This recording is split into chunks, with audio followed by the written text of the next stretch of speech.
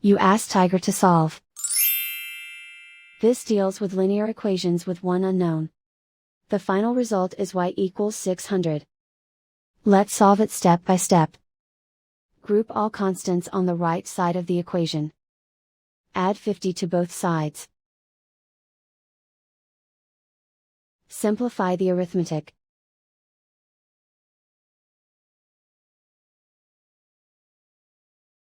Isolate the y. Multiply both sides by 6. Group like terms.